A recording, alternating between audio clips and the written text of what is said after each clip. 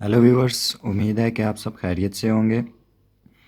आज का जो हमारा टॉपिक है वो है जी सेल और इसके स्ट्रक्चर और पार्ट्स। ये लेक्चर आपके लिए यूट्यूब पर इब्राहिम एकेडमी की तरफ से डाले जा रहे हैं। अगर आपको इस लेक्चर में कोई भी प्रॉब्लम हो तो आप हमें कमेंट में बता सकते हैं और हमारे चैनल को सब्सक्राइब और लाइक कीजिएगा। जाते हैं जी अपने लेक्चर की तरफ।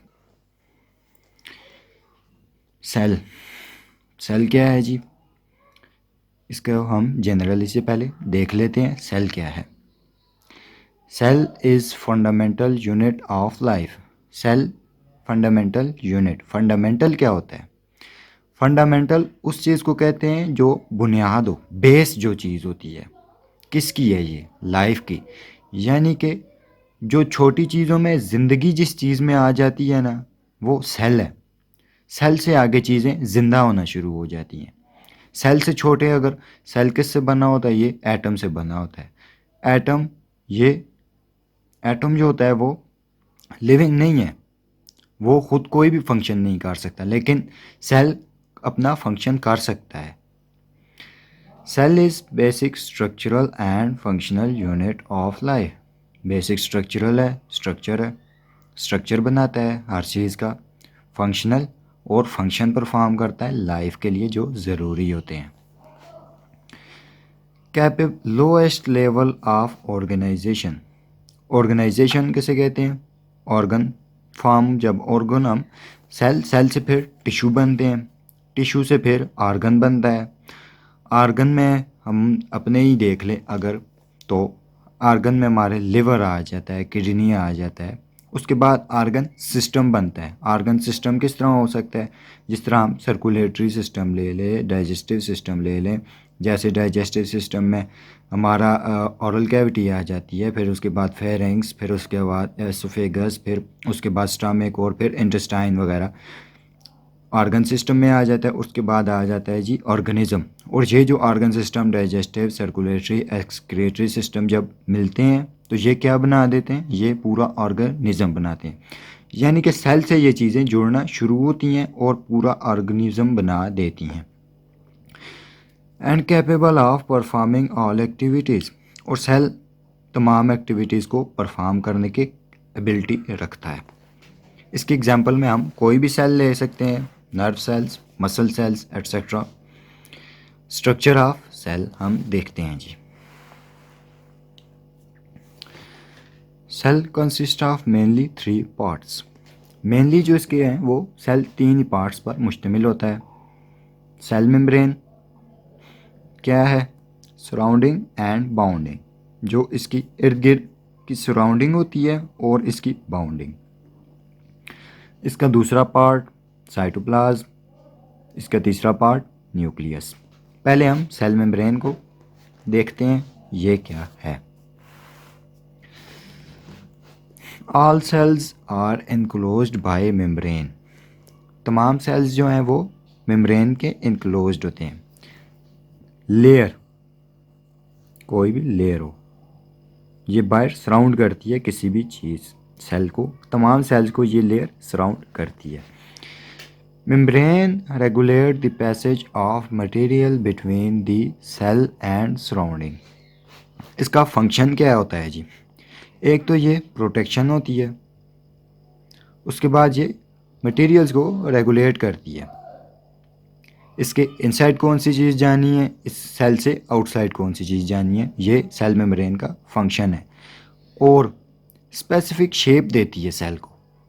सेल मेम्ब्रेन अगर नरम होगी सेल मेम्ब्रेन तो शेप उसकी बिल्कुल गोल नुमा होगी। अगर सख्त होगी तो जिस तरह से सेल की मेम्ब्रेन होगी, अगर इस तरह होगी तो सेल का शेप इस तरह होगा। अगर इस तरह होगी तो सेल की शेप इस तरह एमूबा में हो सकता है। इसके बाद हम साइटोप्लाज्म देखते हैं, इसका दूसरा part. An aqueous brown substance containing a variety of organelles। Brown colour का पानी नुमा सब्सटेंस containing variety of, जिसमें कई किस्म की ऑर्गेनेलीज होती हैं। ऑर्गेनेलीज क्या हैं? इसके अंदर स्ट्रक्चर पाए जाते हैं सेल के साइटोप्लाज्म में, ऑर्गेनेलीज जिन्हें कहते हैं। जो इसमें सेल के फंक्शन परफॉर्म करने में, उसकी एक्टिविटी परफॉर्म करने में बहुत ज़रूरी होते हैं और हेल्प करते हैं। And also some insoluble waste materials, इसमें ऑर्गेनेलीज होती हैं और इनसोल्यूबल, जो सॉल्युबल ना हो वो वेस्ट मटेरियल होता है। The soluble part known as cytosol, जो सॉल्युबल पार्ट होता है बिल्कुल हल जो हुआ हुआ होता है, इसका पार्ट वो साइटोस्टोल होता है। और जो इनसॉल्युबल, जो सॉल्युबल उसमें हल नहीं हो सकती, वो होती हैं जी ऑर्गेनेलीज। ऑर्गेनेलीज में कौन कौन सी आती हैं जी? ऑर्गेनेलीज में mitochondria, ribosomes, endoplasmic reticulum, lysosomes, Golgi bodies, जिन्हें गोल्जी अपरेटस या कम्प्लेक्स भी कहते हैं। इसके अलावा राइबोसोम्स हो सकते हैं, इस और कई भी इसमें ऑर्गेनेलीज पाई जाती हैं। इसके बाद हम फंक्शन ऑफ साइटोप्लाज्म देख लेते हैं कि साइटोप्लाज्म का फंक्शन क्या है। Act as store house of vital chemicals, इसका मेन फंक्शन क्या है जी? सेल के अंदर जो मौजूद कई तरह के केमिकल्स होते हैं वो साइटोप्लाज्म में स्टोर होते हैं। स्टोर हाउस है उनका कौन? साइटोप्लाज्म, वाइटल केमिकल का। Act as reaction place, reaction site या रिएक्शन प्लेस भी ये प्रोवाइड करता है सेल को, जहाँ पर रिएक्शन होते हैं। As provide a site for metabolic processes, metabolic processes जो सेल के अंदर उसकी एक्टिविटी परफॉर्म करने के लिए प्रोसेसेस ज़रूरी होते हैं। Which are essential for cell, जो सेल के लिए एसेंशियल होते हैं, ज़रूरी होते हैं। एग्जाम्पल ग्लाइकोलिसिस, ये प्रोसेस फूड मैकेनिज्म का ये प्रोसेस है, फूड रिस्पायरेशन का, तो ये साइटोप्लाज्म में होता है। न्यूक्लियस देख लेते हैं, इसका तीसरा part. Every cell contain DNA which is heredity material, हर सेल में क्या होता है जी? डीएनए, न्यूक्लियस होता है।